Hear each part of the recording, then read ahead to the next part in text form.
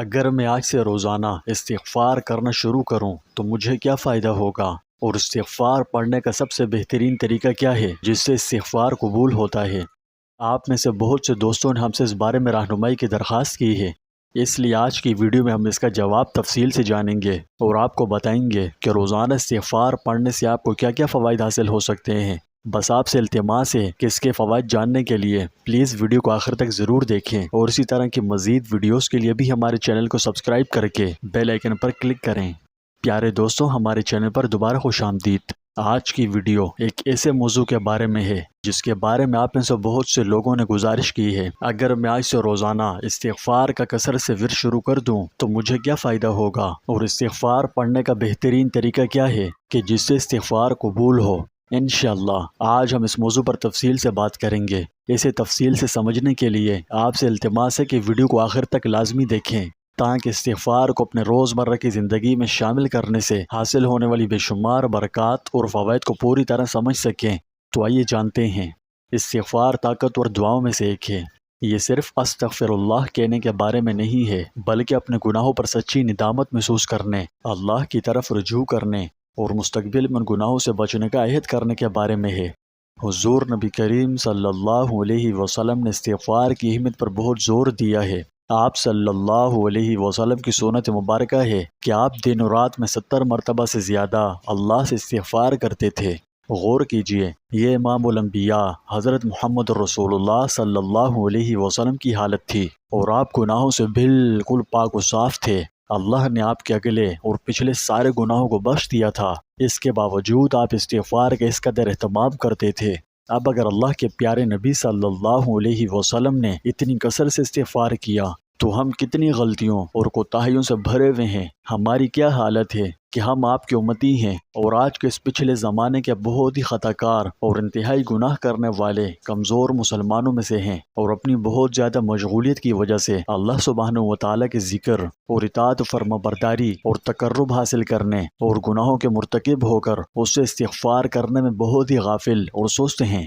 ان گناہوں کو کرتے وقت ہمیں خوب علم ہوتا ہے، لیکن پھر بعد میں وہ گناہ بھول جاتے ہیں، یاد ہی نہیں رہتے، لہٰذا ہر وقت کثرت سے استغفار کرنا چاہیے۔ اب یہاں وہی سوال آتا ہے کہ اگر ہم روزانہ استغفار پڑھنا شروع کر دیں تو ہمیں کیا فوائد ملیں گے؟ تو آئیے بتاتے ہیں۔ اگر آپ آج سے روزانہ استغفار کا ورد شروع کر دیں تو آپ کو کیا فائدہ ہوگا؟ سب سے پہلا فائدہ گناہوں کی معافی ملے گی۔ مطلب پہلا اور سب سے بڑا فائدہ گناہوں کی معافی ہے۔ اللہ سبحانہ و تعالیٰ قرآن مجید میں ارشاد فرماتا ہے کہ وہ ان لوگوں کے گناہوں کو معاف کر دے گا جو سچے دل سے اس کی بخشش چاہتے ہیں۔ دوسرا فائدہ جو آپ کو استغفار کرنے پر حاصل ہوگا وہ مصائب سے نجات ہے۔ رسول اللہ صلی اللہ علیہ وسلم نے فرمایا، جو شخص مسلسل استغفار کرتا ہے اللہ تعالیٰ اس کے لیے ہر تنگی میں آسانی اور ہر مشکل سے نکلنے کا راستہ بنا دیتا ہے، اور اسے ایسی جگہ سے رزق دیتا ہے جہاں سے اسے گمان بھی نہیں ہوتا۔ مطلب یہ ہے کہ مصائب و مشکلات کے وقت استغفار راحت کا ذریعہ بن سکتا ہے۔ تیسرا فائدہ رزق میں اضافہ ہوتا ہے۔ استغفار کو معمول بنانے سے آپ اپنے رزق میں مقدار اور معیار دونوں لحاظ سے برکت پا سکتے ہیں۔ اللہ سبحانہ و تعالیٰ سورہ نور میں ارشاد فرماتا ہے، اپنے رب سے گناہوں کی معافی مانگو، بے شک وہ بڑا بخشنے والا ہے۔